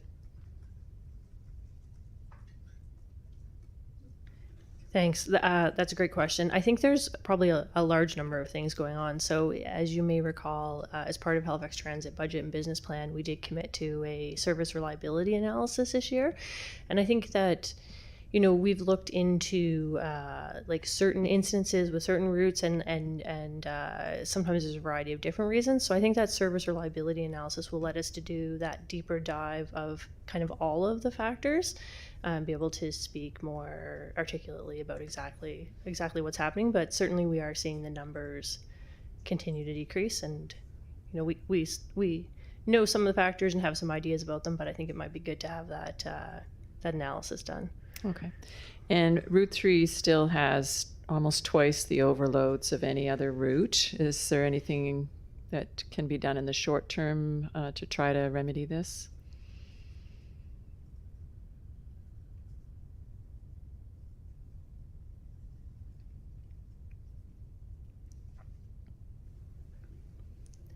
Thanks. I don't have a very specific response to that one either, but I think that as part of the budget, again, we did look at retaining some buses that were intended to be retired, specifically to look at reliability issues. So I would say the Route 3 is very high on our radar in terms of priorities to address, but nothing specific to commit to right now. Okay. And I have another minute or two. We're barely back to pre-pandemic levels in terms of our passengers, but at the same time, during the last few years, we've added tens of thousands of new residents. So it's not really a success to get back to pre-pandemic levels when our population is so much higher, and we've encouraged a lot of younger people to move to the city who you would think might be more likely to use transit. So how do you account for that we have a higher population and we're just barely at 2020 levels?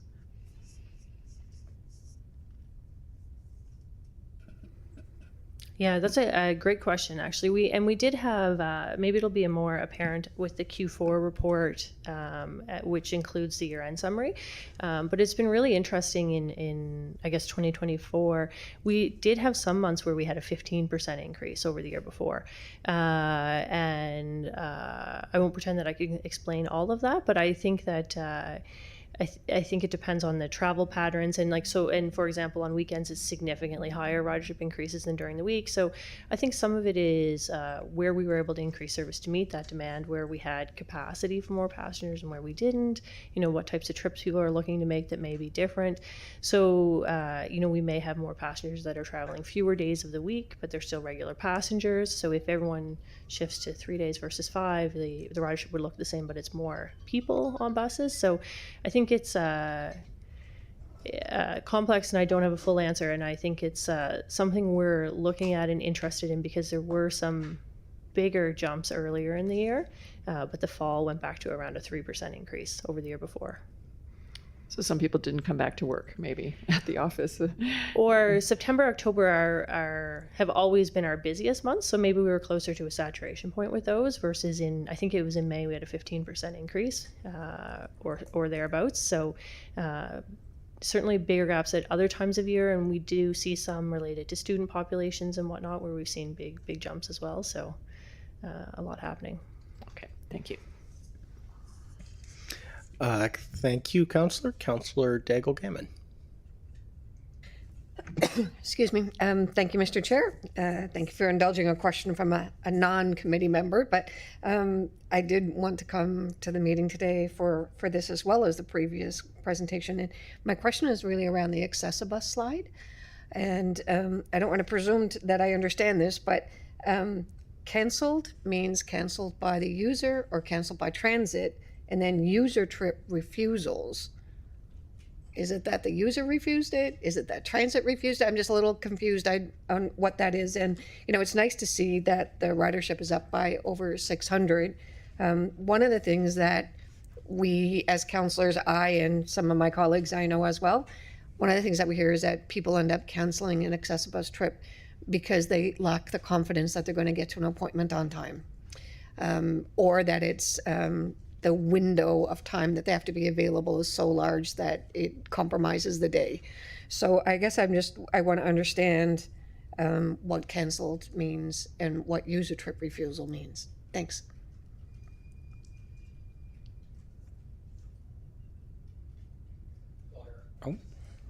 Phil Harrott, Director of Transit Operations, Halifax Transit.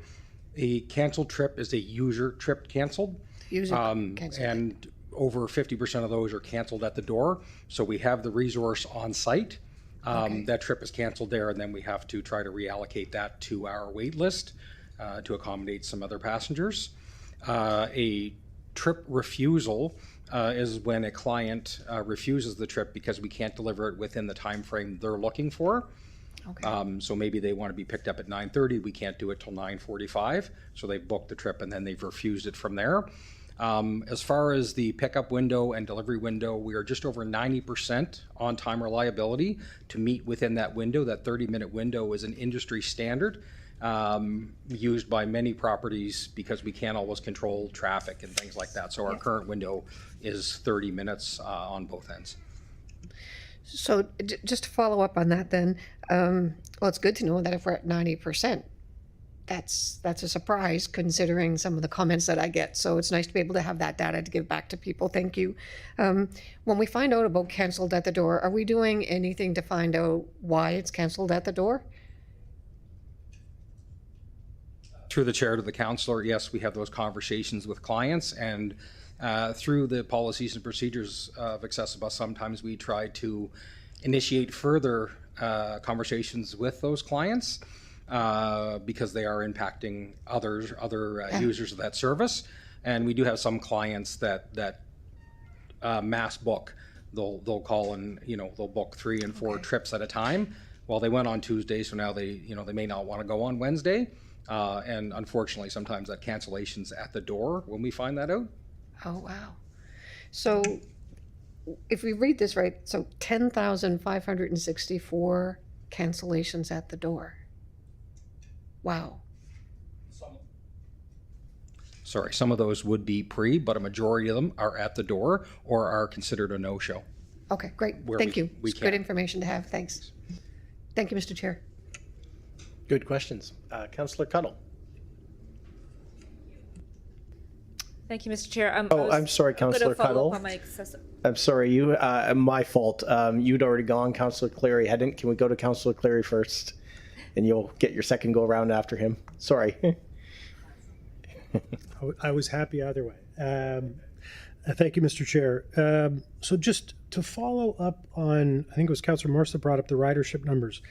And Patricia, you and I have chatted about doing some surveys and other kinds of research with users and non-users previously. I have a hypothesis around ridership and our population growth, and I wonder if we could dig into this in the future.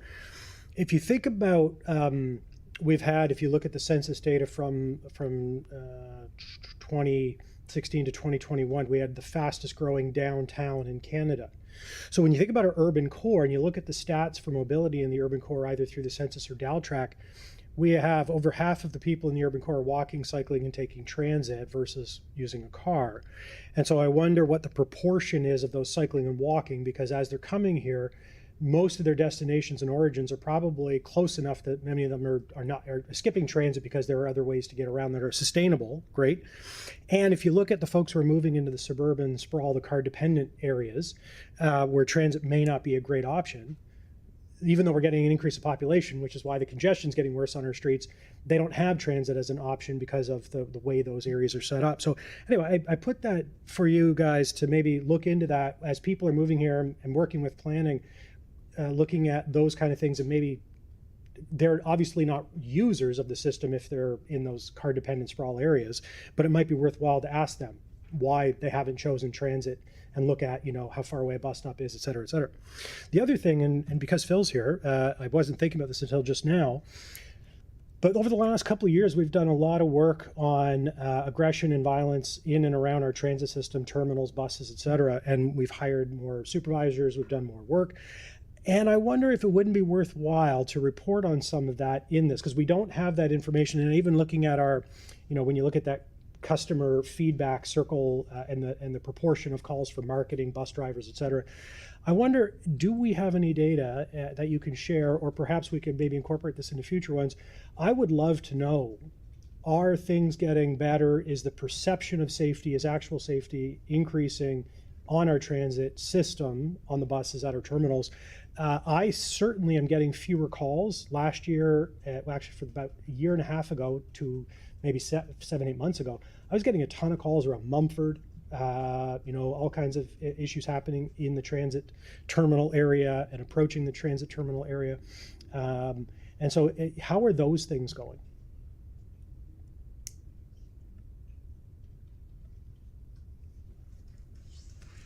Thank you, through the chair, to the councillor. We do have some data that will be included in the Q4 reporting, basically because we had changed the way we're collecting data and analyzing data in the middle of 2023. So we wanted to get a full calendar year in there to really understand it. Overall, we're seeing an increase in numbers, which is what I projected back in 2023 when we had supervisors on site that were actually reporting more, that we would see increases there. We've seen a transition of where some of the hot spots are. With our Lacewood terminal, we've actually seen a decrease of approximately 40% of the incidents, but overall we are up for the definition we had used in 2023 when we came to council to speak to serious incidents, which classified that we were responding with service supervisors, HRP, RCMP, EHS, and fire possibly.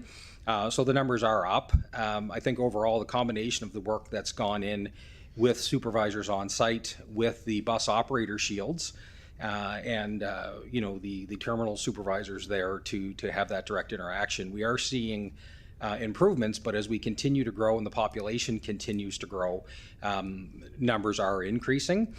Most recently, we've had some on-site visits, including myself and a few of my management team, to places like the West Bedford Park and Ride in relation to behavior of youth. which is one of the things I mentioned back in 2023 compared to other transit properties I've worked at. There are some youth challenges there. So we continue to work with our partners in community safety in involving specifically at the Dartmouth Bridge Terminal with a youth engagement group with the intention to make connections there. But we'll have some numbers for you in the Q4 report on the overall amount of incidents and the area those incidents are happening in. Do you collect any formal data from drivers on what they're experiencing? Obviously, do they have an incident reporting kind of mechanism, or other anecdotally, just from the driver's perspective? We do from the driver's perspective, and all operators, whether that's paratransit, conventional transit, or our ferry staff, and the service supervisors as well, outside of the official dispatched ones. The operators have the opportunity and are encouraged to fill out an incident report form, which is actually entered into our overall data system and then compared and matched up with the incidents that are coming through and being reported officially to look at how we plan to deploy resources or different tactics in those areas, like the bridge terminal example where we have the youth group there working with youth in the area. Awesome, thank you. Thank you, Councillor. Councillor Young, you put the motion on the floor but have not spoken yet, right? Okay, we'll go to you next and then we'll go to Councillor Cuddle, unless any other non-speakers buzz in. Okay, thank you. Thank you, Mr. Chair. I have 4 questions. The loss of service, is the loss of service always the highest in February? That's number 1. That's an easy one.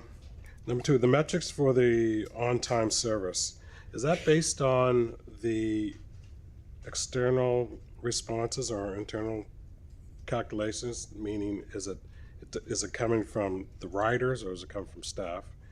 Number 3, customer service. So how are you capturing the riders who do not bother to call in, who may be just dissatisfied with the service? Should this be captured on a more frequent basis? And the final one is retention and recruitment. Are the total numbers of the long-term, the total out numbers, long-term or weekly, monthly percentage of staff? Thank you.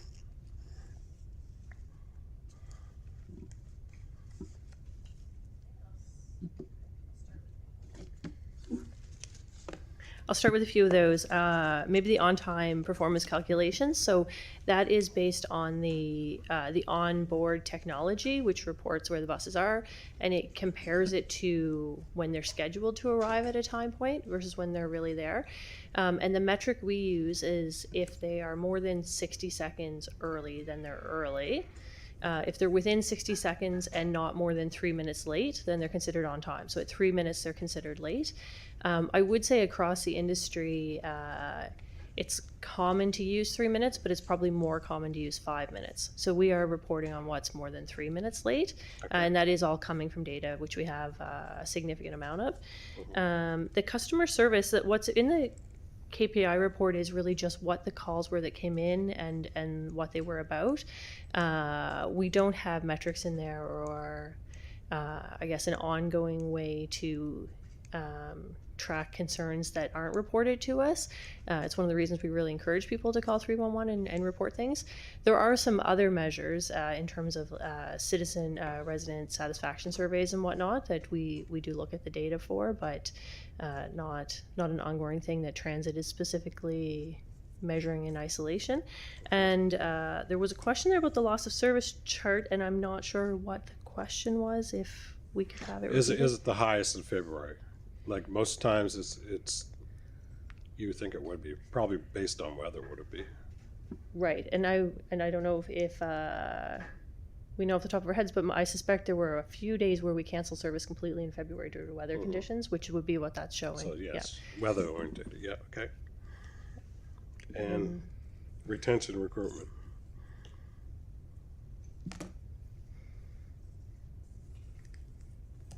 Sorry, just waiting for my mic to come on here. Sorry, I missed your question. That was the last question that we had.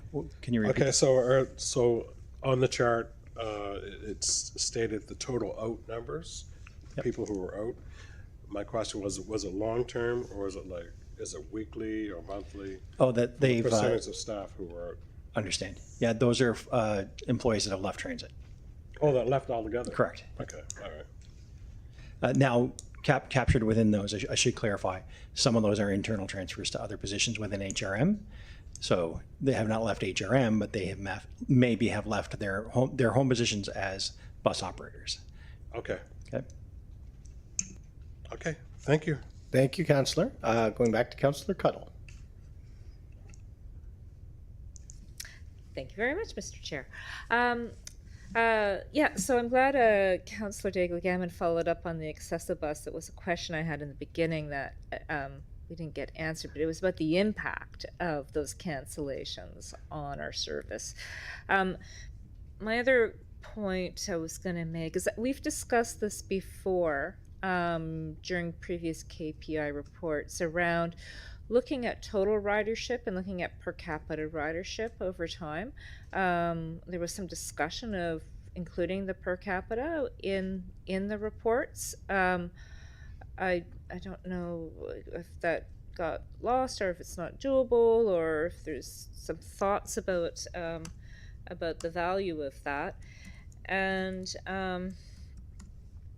the other question I had was about changing travel patterns.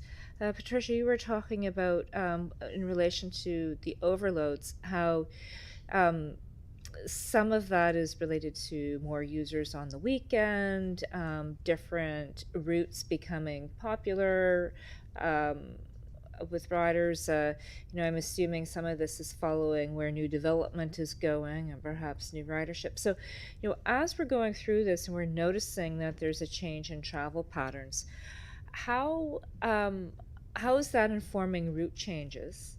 And how is it actually even informing the possibility for the need of new routes? And in particular, I look at Spryfield and I seem to get a growing number of requests for a route from Spryfield to Bedford or Bayers Lake, and they're across town from Spryfield to Lacewood. I think would be a route that doesn't currently exist, but could potentially be well used, because right now we're transferring everybody in through Mumford through that congestion, and it's taking people an hour and a half to 2 hours to get from Spryfield to Bedford, an hour and a half to after school for my daughter's friend Taya, to get from Spryfield to Old Navy and Bayers Lake, which takes less than 15 minutes. That's about a 10-12 minute car drive.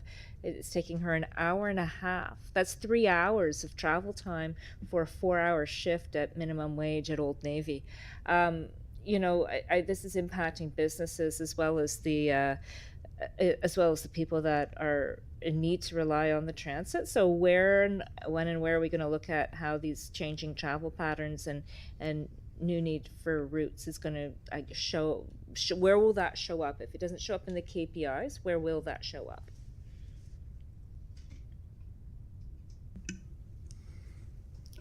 Thank you. Some great questions there. In terms of the per capita, we are looking at that. Apologies that there was no note about it, but we are trying to make sure we establish a reliable way to report that quarterly. So we can definitely include it in the year-end report. The challenge is the updates on population and where we're getting them from. And historically they were based on census, and we would update annually. So we have seasonal fluctuations in ridership. So if we leave that kind of population the same for the whole year, it'll look like there's dips when it's just a seasonal fluctuation. So we're just looking to make sure we can report that in a reliable way that makes sense. So that is still on our radar to include as soon as we can. In terms of the changes in travel patterns, I would say that the data is the data and it's not the whole story. So as was mentioned, there's people's personal experiences and where they're trying to get to that they can't get to on transit, which doesn't show up in the data. So changes to routes are not really, they don't really come from the quarterly report. It is through the transit service planning process. So our transit planning team has all of this data and looks at the data and analyzes it. They also receive information from planning and development, comment on new developments that are occurring and are proposed. But then when they're preparing a transit service plan, which they're about to be doing as part of the core service plan, a big part of that is public consultation. So the data is part of it, but we really do want to hear from people.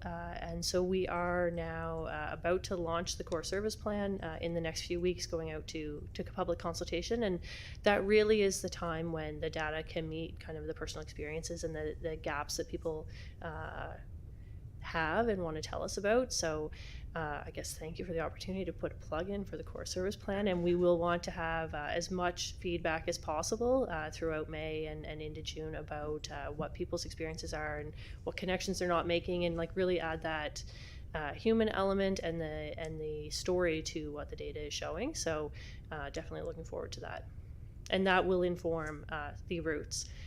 Any changes to routes, any new routes, anything of that nature will come through that service planning process. Great. If you can get that information out about that work ASAP, I know many people will be getting their May newsletters together, and that would be, I think, something that would be very important to provide the opportunity to include. Thank you. Thank you, Councillor, and thank you, staff, for the presentation on the KPIs. That would be an empty board at this point, so we'll move on. Motions, we have none. In camera, there's none. There are no added item. Does anyone have a notice of motion today at all? Seeing none. The date of our next meeting will be May 22nd. I would take a motion to adjourn. Councillor Purdy, we are adjourned.